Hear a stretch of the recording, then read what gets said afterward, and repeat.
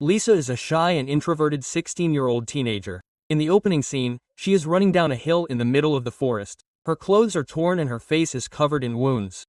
Suddenly, she trips on a step and falls several meters down. With what strength she has left, she begs someone for help and loses consciousness.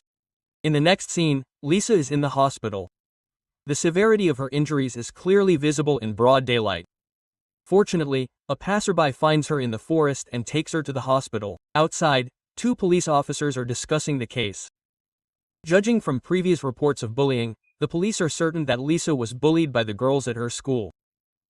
But before they can move forward with the case, they will have to get an official statement from Lisa.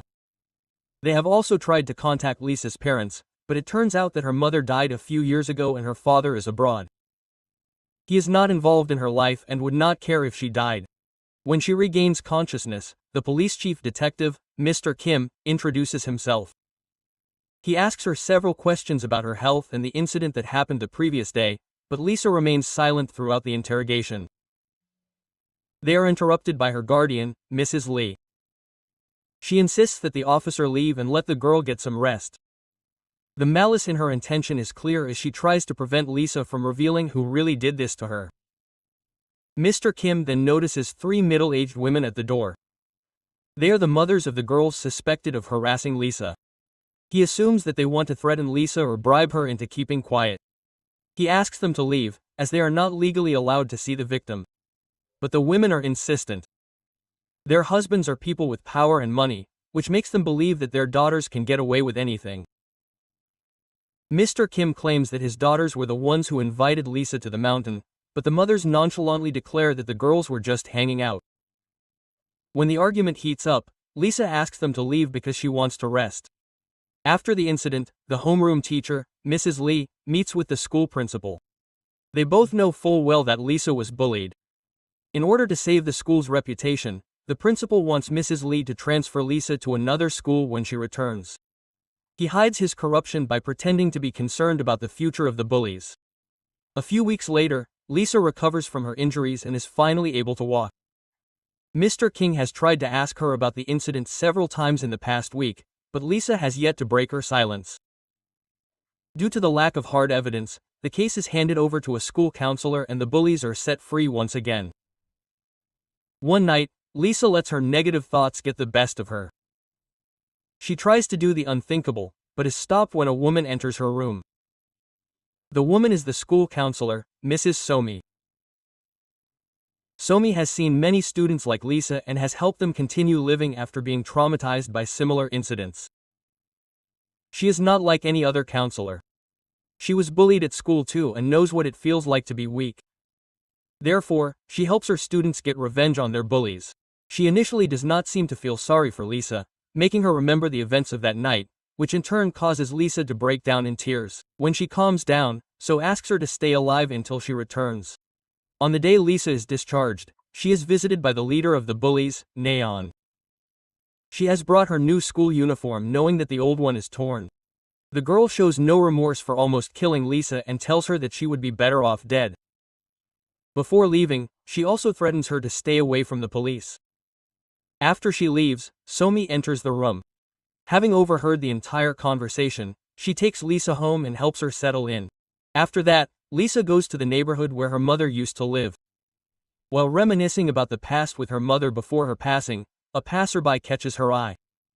She follows the girl and soon discovers that she is her identical twin Jenny. Lisa attempts to reunite with her, but Jenny walks away uninterested. It is revealed that the girl's parents divorced before they were born. The couple did not get along, so the father never wanted anything to do with Lisa or Jenny, but over time, the mother's financial situation worsened. Therefore, he left Lisa at her father's house and began living with Jenny. The sisters never saw each other again after the incident and Lisa had to live with her father, who considered her a burden.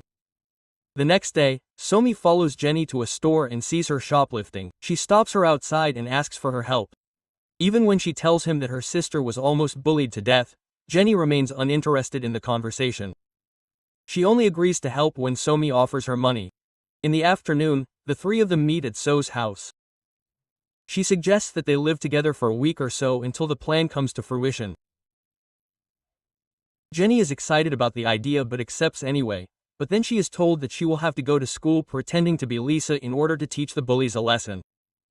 Jenny dropped out of school a year ago. No amount of money is worth going back to school for her.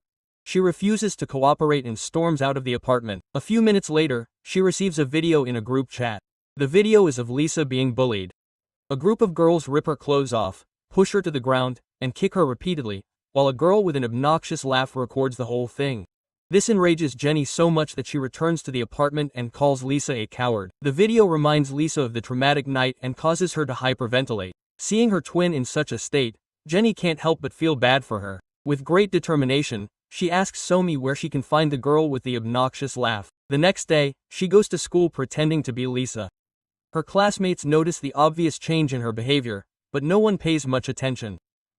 That is until the group of bullies enter the classroom. Bully Nyan excitedly sits down at Jenny's desk and calls her adorable for coming back to school.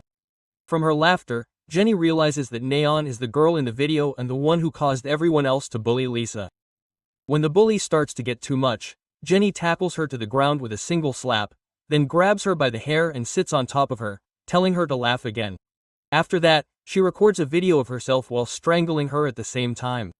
Her fellow bullies can't help but back away in fear. They only stop when Mrs. Lee intervenes. She takes them to a private room to discipline them. But Jenny is someone who obeys her teachers.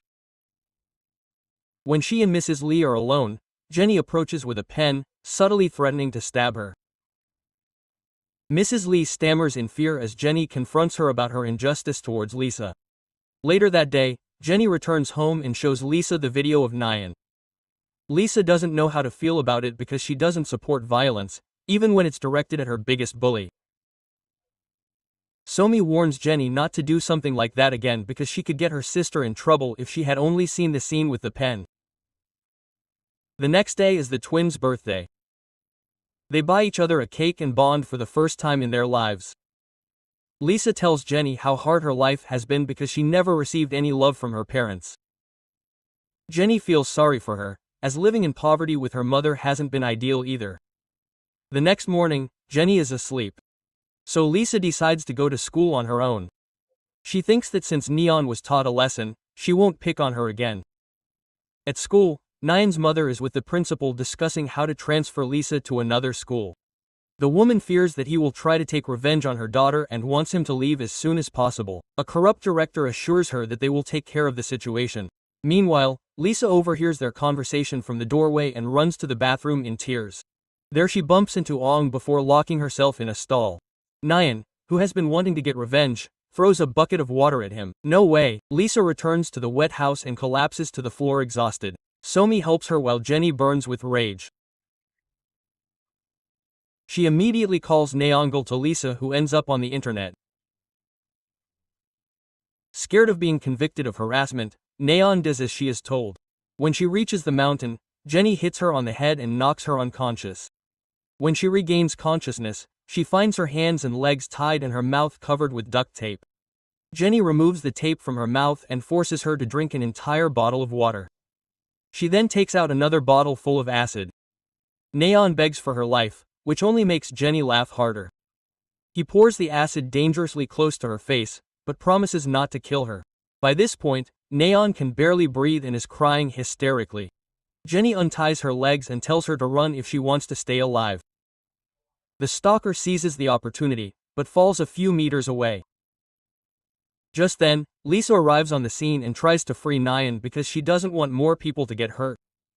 Seconds later, Somi follows her and is shocked by the scene. She scolds Jenny for losing her temper and calls an ambulance for Nayang.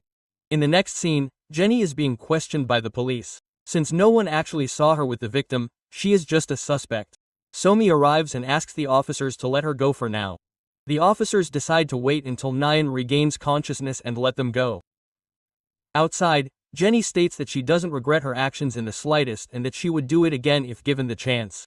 A disappointed person, Somi leaves her alone and returns home. Right after, Nyan's mother attacks Jenny, insulting her. Jenny mocks the lady with an air of superiority and asks her to laugh like her daughter. As they argue, she also lets slip that what she did was just revenge. The officers realize that she is in fact the culprit.